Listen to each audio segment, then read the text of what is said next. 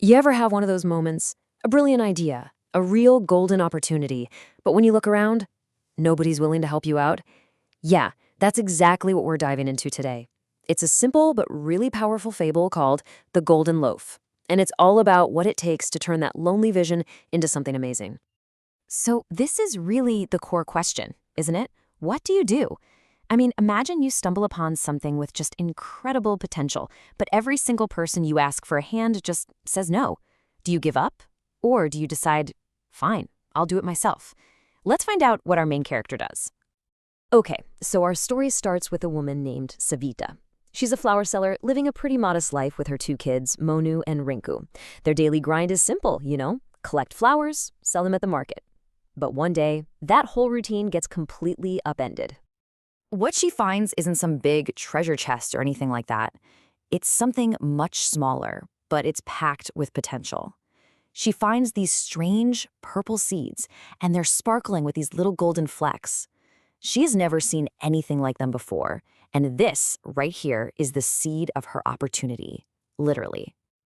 Savita sees right away that these seeds could be something special. She doesn't just hide them away. Nope, she decides to act.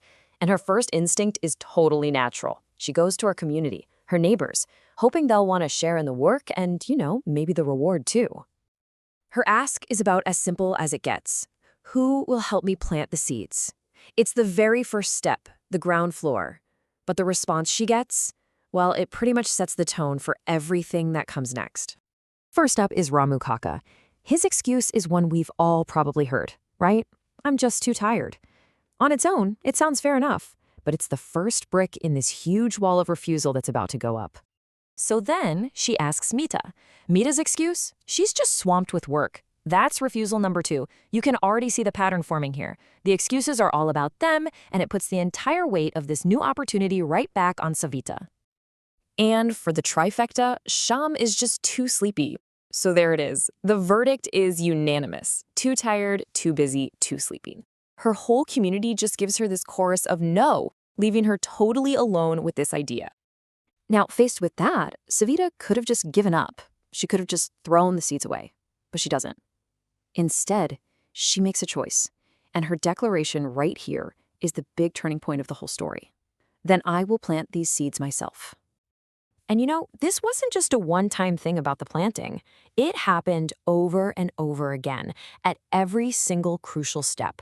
I'm talking fertilizing the plants, milling all that heavy grain, even kneading the dough. She reached out, and every time she got the same wall of excuses from Ramu Kaka, Mita, and Shyam. Just nope, nope, and nope. So, since nobody would step up, the entire job fell on Savita and her 2 little kids. They had to take on this huge project completely by themselves. And just look at the sheer amount of work we're talking about here. This wasn't one quick task. This was a whole journey. From putting those seeds in the ground, to watering and feeding the plants, to harvesting and threshing the grain, hauling it all to the mill, and then finally baking the bread.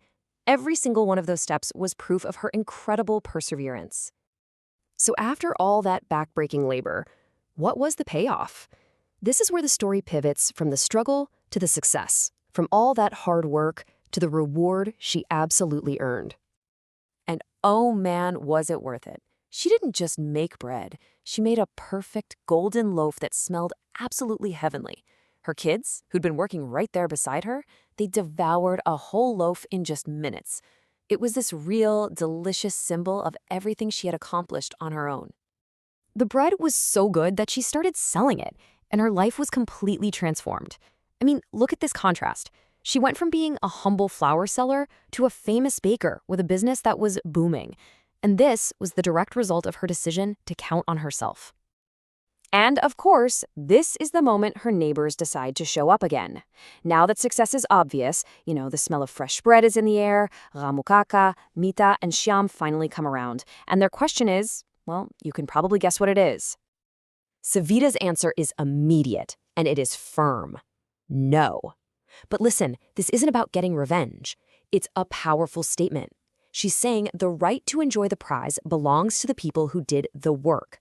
Her children were her only helpers, so they get to be her only partners. It's the ultimate declaration of her independence. So, what's the big idea behind this simple story? What are we supposed to take away from it? Let's break down the moral of this golden loaf. At its heart, this is a story all about self-reliance. It's about that ability to trust your own gut, your own vision, and to manage your own path, especially when nobody else is willing to step up with you. Savita is the perfect example of this. So let's really spell out the lessons here. First, opportunity isn't free. It usually takes a lot of hard work to unlock it. Second, waiting around for other people can just lead to nothing. If Savita had waited, those seeds would probably still be in her pocket. Third, the rewards you earn for yourself, they just feel different, more satisfying. And finally, the story makes this crystal clear. True partners share the work, not just the winnings. And that brings us to a final question for you. Savita's story is a great metaphor, right? So we have to ask ourselves, is there an opportunity right in front of us, a little patch of ground just waiting for some seeds? What's the golden loaf you're meant to bake?